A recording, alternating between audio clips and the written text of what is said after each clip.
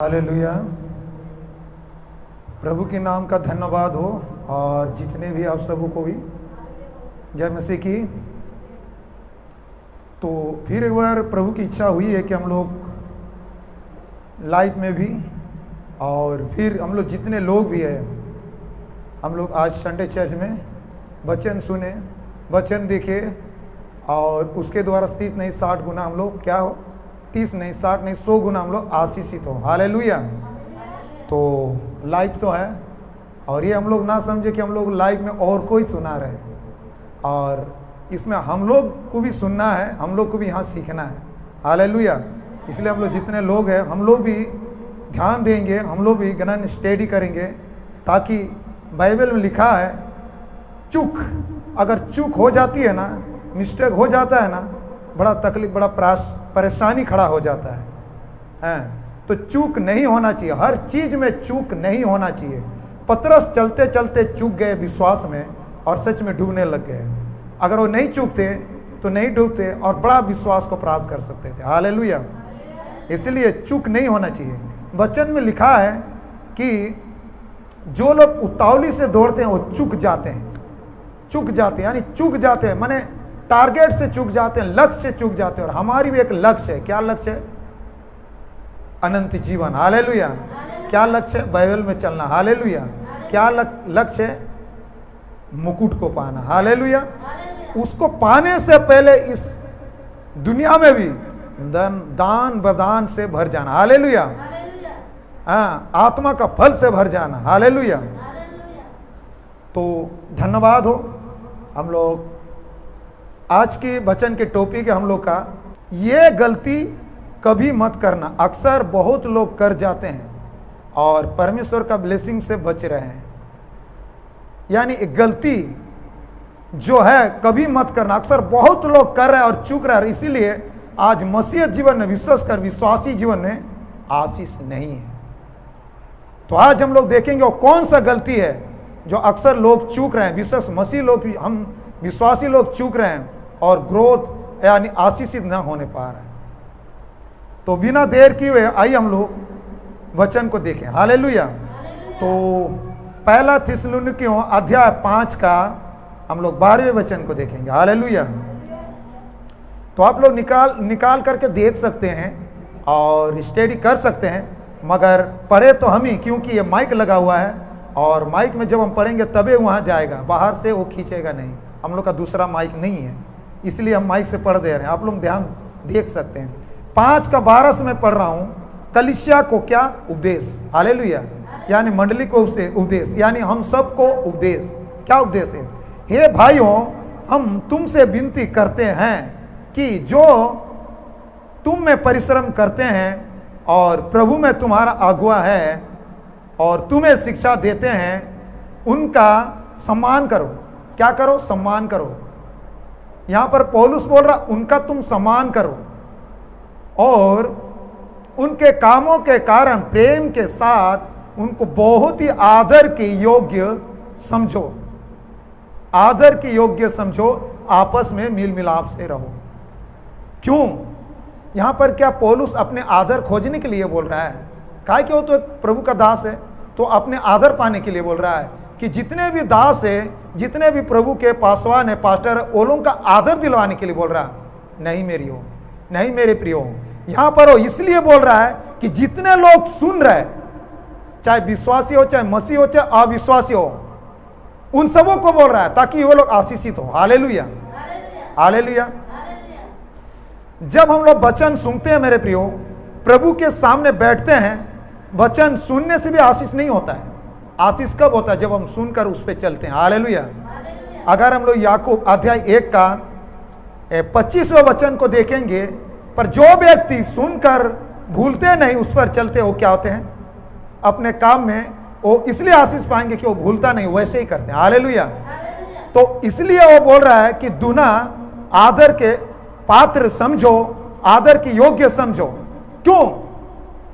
जब तक हम सामने वाला बोलने वाले व्यक्ति को रिस्पेक्ट नहीं देंगे, आदर के योग्य नहीं समझेंगे, प्रेम या आदर के साथ उनके साथ हम नहीं चलेंगे, हम उनके बात को आदर और कदर, उनके वचनों को हम रिसीव नहीं कर सकते।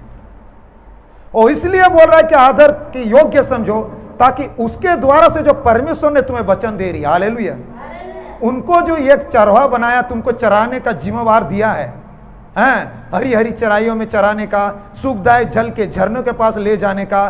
भजन संहिता अगर हम लोग 23 अध्याय को देखेंगे तो वहां पर लिखा हुआ है, वो सुखदायक जल के झरने के पास ले चलता है, हरी हरी चराइयों में चराता है। यहोवा मेरा चरवा है। तो यहोवा तो हमारा चरवा है, यहोवा के साथ साथ उन्होंने कहीं चरवा को यहां पर लेके रखा हुआ, हालेलुया, कि तुम मेरे भेड़ों को चरा। पतरस को बोला, हे पतरस, क्या तुम मुझसे प्रेम रखते हो? हाँ प्रभु। क्या पतरस तुम रखते हो? हाँ प्रभु। 3 बार बोला, जा तुम मेरे भेड़ों को चरा, हालेलुया।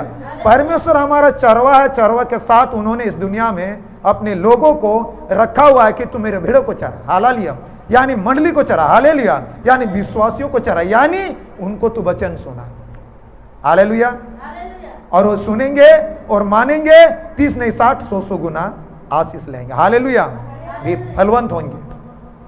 तो मेरे प्रियो, जब हम उनको आदर के योग्य समझेंगे तब भी हम उसके कहे हुए वचन को रिसीव कर सकते हैं, उससे हम मेल मिलाप से रहेंगे, तभी उसके वचन को हम ग्रहण कर सकते हैं। जो परमेश्वर की ओर से दिए गए उसके मुख से निकल रहे उस वचन को हम ग्रहण कर सकते हैं। अगर जरा भी उससे हम कुटिलता रखेंगे ना, जरा भी अगर उससे हम नाराज रखेंगे, नफरत रखेंगे, तो बोले हुए वचन को हम अपने हृदय में नहीं ग्रहण कर सकते हैं और हम आशीषित नहीं हो सकते, हालेलुया, नहीं हो सकते हैं। और इसलिए पौलुस बोला, तुम उसको बहुत आदर के योग्य समझो, ताकि वो बोले हुए वचन को तुम ग्रहण कर सकोगे और तुम आशीषित हो, चल सको, और तुम 30 60 100 गुना आशीष को फल पाओ। इसलिए बोला उसको आदर की योग्य समझो। यह नहीं कि उनको आदर करो, सम्मान तो करना चाहिए, क्या कि प्रभु के दास के साथ साथ एक विश्वासी के लिए और आप विश्वासी के लिए, मसीह के लिए बहुत सारे वचन और आशीष जुड़े हुए हैं कि उनको तुम मानोगे, उन आधार से चलोगे तो तुम आशीषित होगे, हालेलुया, हालेलुया। हम और एक वचन को पढ़ते हैं, तो तुम आशीषित होंगे। मगर बहुत बार यहां पर क्या होता है, आप खुद भी ट्रायल किया, खुद भी सोचो, अगर आपके दास का प्रति नाराज होते हैं ना, जो भी वचन बोलेगा तो आप सर हिला करके, मुंह ऐंठ करके वहां से चले जाओगे, या बैठे भी रहोगे, वचन को आप रिसीव नहीं करोगे। जितना वचन बोलोगे, जितना वो बोलेगा, उतना आपके अंदर में नाराजगी और क्रोध भरते रहेगा। हट ऐसा नहीं, हट वैसा नहीं, ऐसा लगे कि हम ही कोई बोल रहा है, हम ही कोई कोस रहा है, हम ही कोई मतलब कुछ भी अर्थ निकाल रहा है, और आप वचन को रिसीव नहीं करोगे, बल्कि आप यूं ही बैठे रहोगे और आप आशीषित नहीं होंगे। और यही जगह क्या होता है, चुक हो जाती है। चुक, हर चीज का सिस्टम और नियम है, बगैर सिस्टम और नियम से कुछ नहीं होता है। और यहां पर भी परमेश्वर ने एक सिस्टम और नियम दिया है, आगे बढ़ना, फलना फूलना और प्रभु की महिमा करना, हालेलुया, हालेलुया। हम लोग पढ़ते हैं, आइए हम लोग इब्रानी को देखते हैं। इब्रानी थोड़ा सा यहाँ पर और थोड़ा साफ हम क्लियर करना चाहता है प्रभु, हालेलुया। इब्रानी अध्याय 13, इब्रानी अध्याय 13 का 7 क्या लिखा है, जो तुम्हारे आगुए थे या है, हालेलुया, जो तुम्हारे आगुए थे या है, और जिन्होंने तुम्हें परमेश्वर का वचन सुनाया है, उन्हें स्मरण रख, याद रख, और ध्यान से उसके चाल चलन का क्या कर, चाल चलन का अंत को देखकर उनके विश्वास के अनुसरण करो, हालेलुया। 8, यीशु मसीह कल और आज और युगानु युग एक सा है, एक सा है। 9, नाना प्रकार के विचित्र उपदेश से भरमाए ना जाओ, क्योंकि मन का अनुग्रह से दृढ़ रहना भला है। नाना प्रकार के विचित्र उपदेश से भरमाए ना जाओ। कौन सी नाना प्रकार की, मन में कितनी प्रकार की सोच, कितनी प्रकार की विचार आता है, शैतान डालता है। और आज के डेट में यूट्यूब, फेसबुक में तो वचन ही वचन का भरमार है, और शैतान अक्सर यहां से बहुत काम कर रहा है, और बहुत लोगों क्या कर रहा है, भरमा रहा है। बहुत लोगों क्या कर रहा है, भरमा रहा है। मान लो अपने पास्टर, अपने पसवान उनको वचन अभी सुनाया, अभी यूट्यूब में देखा, उसी के विरुद्ध देखा, ये पास्टर ऐसे, वो पास्टर ऐसे, इधर ऐसा उधर वैसा करके उनके वचन से भी आउट कर रहा है। और बहुत लोग दौड़ने में मतलब उतावली कर रहा, भाई हम ऐसा दौड़ेंगे, हम वैसे दौड़ेंगे, हम ऐसे दौड़ेंगे, हम वैसे दौड़ेंगे, हम यहां पहुंच जाएंगे, हम वहां पहुंच जाएंगे, पास्टर बन जाएंगे बस। और ये लोग चूक कर रहे हैं। और नीति वचन अध्याय 19 का 2 में क्या लिखा है? नीति वचन अध्याय 19 2 में क्या लिखा है? थोड़ा सा इसको हम लोग पढ़ते आइए। नीति वचन अध्याय 19 का 2 में, मनुष्य का ज्ञान रहित रहना अच्छा नहीं। मनुष्य का ज्ञान रहित रहना मतलब अच्छा नहीं। ठीक से रहो, धो धा के। मनुष्य का ज्ञान रहित रहना अच्छा नहीं। क्यों? अगर ज्ञान नहीं रहेगा तो वचन बोलती है मेरे प्रजा को ज्ञान नहीं होने के कारण ये नष्ट हो रहे हैं।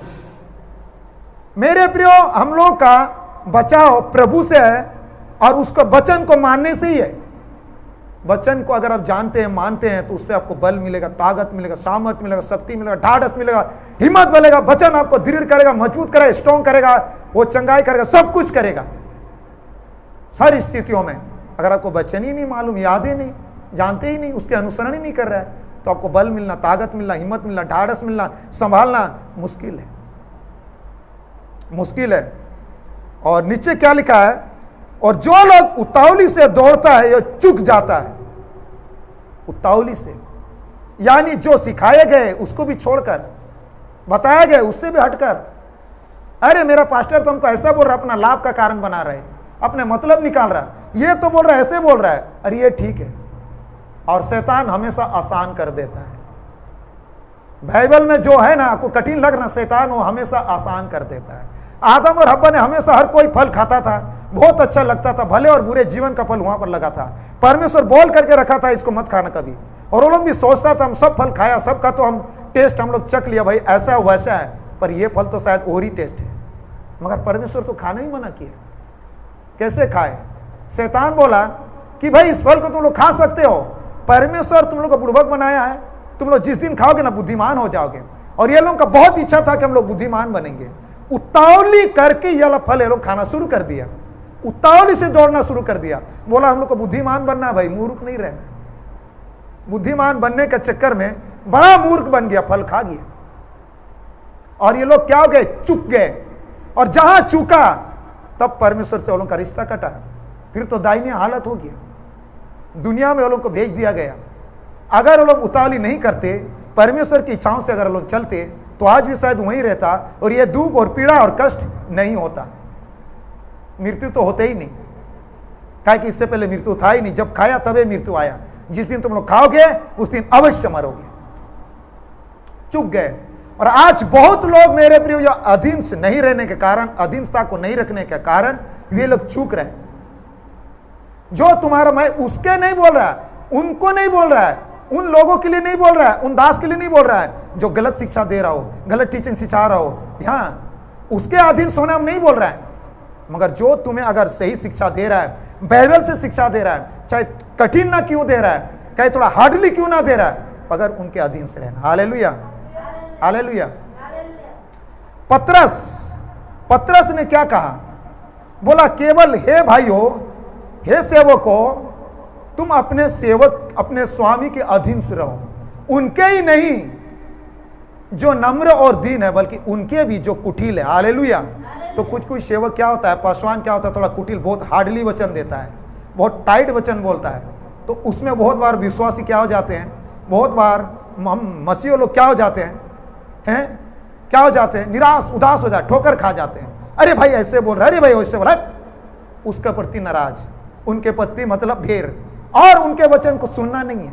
गया चर्च में गया, यूं बैठ के आ गया, गया चर्च में यूं बैठ के आ गया, और बाकी बात पीछे उनका बुराई चालू हो गया, बुराई चालू हो गई। चूक जाने के कारण शैतान यहां पर मौका पाता है और पूरे बुराई लेके बैठ जाता है। पहले शुरुआत में यही आदम और हव्वा को शैतान ने बुराई सिखाया था, अपने स्वामी अर्थात एक स्वामी परमेश्वर, हालेलुया, और उनके अधीन शैतान को भी रहना था, यानी लूसीफर को भी। उस समय शैतान नहीं था, लूसीफर को भी रहना था, मगर उनके अधीन से वो नहीं रहा। उनके अधीन से नहीं रह करके उनसे बड़े बड़े काम करने का, उनसे हटकर बड़े बड़े काम करके और ऊंचे पर उसको बैठने का इच्छा हो गया। क्या हो गया? इच्छा हो गया। एहेजकेल अगर हम लोग 28 का 13 को पढ़ते हैं तो इसका वर्णन को हम लोग साफ पाते हैं, साफ पाते हैं। प्रकाशित वाक्य फिर अगर हम लोग ईसाया में देखते हैं, ईसाया का पुस्तक, तो यहां पर भी इसके वर्णन को हम लोग पाते हैं कि मैं परमेश्वर की से भी ऊंचे में अपने सिंहासन बनाऊंगा। बनाना तो था, मगर परमेश्वर से सलाह मशूरा करके, परमेश्वर के साथ मेल मिलाप रख के, परमेश्वर का साथ बंद करके था, मगर उन्हें हट कर करना चाहा। और बहुत बार आज विश्वासी लोग क्या करते हैं, बड़ा बनने के लिए, पास्टर बनने के लिए, कुछ लीडर बनने के लिए हट करके करना चाहता, अपने अगुआ को तुच्छ जान करके, अगुआ का बुराई करके। लिखा है जो कोई मेरे अगुआ को छूता है, मेरे दास को छूता है, मेरी आंख को पुतली छूता है। सबसे पहले यह सब करके वो लोग परमेश्वर का बेरी बन जाता है।